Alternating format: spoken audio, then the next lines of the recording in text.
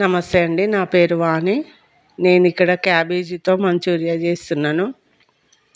1/2 KG cabbage సన్నగా తురుముకొని దానికి సరిపడా పసుపు, కారం, ఉప్పు, అల్లం వెల్లిపాయ పేస్టు, జీలకర్ర పొడి, ధనియాల పొడి వేసుకొని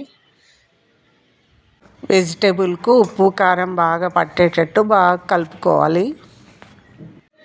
తర్వాత 4 టేబుల్ స్పూన్ల మైదా, 2 టేబుల్ స్పూన్ల కార్న్ఫ్లోర్ వేసుకొని బైండింగ్ గురించి వేసుకోవాలన్నమాట. ఇవి బాగా కలుపుకోవాలి. కొంచెం అల్లం వెల్లిగడ్డ పేస్ట్ వేసుకొని ఇవన్నీ బాగా వెజిటేబుల్కు పట్టించాలి. ఒక స్టీల్ జల్లెడకు ఆయిల్ రుద్దుకొని రైస్ కుక్కర్లో కానీ లేదంటే ఒక గిన్నెలో కానీ ఒక 1/2 లీటర్ అన్ని వాటర్ పోసుకొని ఈ జల్లెడను దానిపైన పెట్టుకోవాలన్నమాట. ఈ వెజిటేబుల్ని అంతా చిన్న చిన్న బాల్స్ లాగా చేసి ఆ జల్లెడలో పెట్టుకొని ఆవిరి పట్టుకోవడానికి రెడీ జల్లెడలో పెట్టుకోవాలి. ఆవిరి పడుతున్నావా?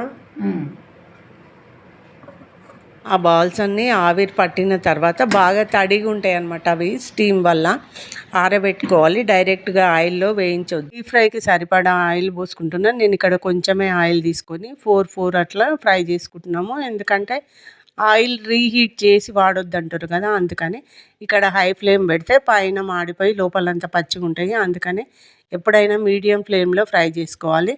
ఇంకొకటి, మనం స్టీమ్ చేసినవి కాబట్టి షాలో ఫ్రై చేసినా కూడా బాగానే ఉంటాయి.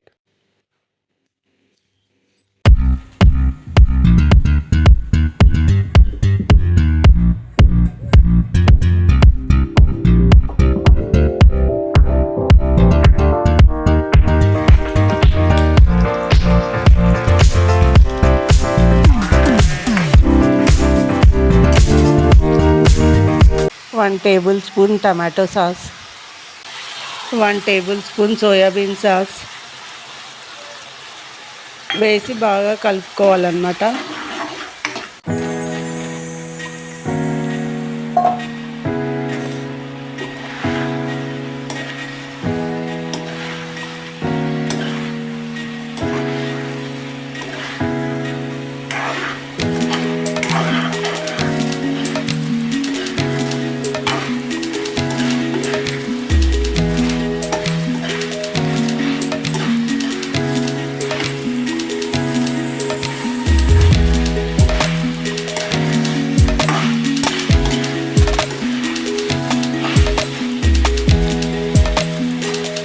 ఈ వీడియో కనుక మీకు నచ్చినట్టయితే లైక్ చేయండి, షేర్ చేయండి. నా ఫర్దర్ వీడియోస్ నోటిఫికేషన్ మీకు రావాలంటే నా ఛానల్ని సబ్స్క్రైబ్ చేసుకోండి. Thank you very much.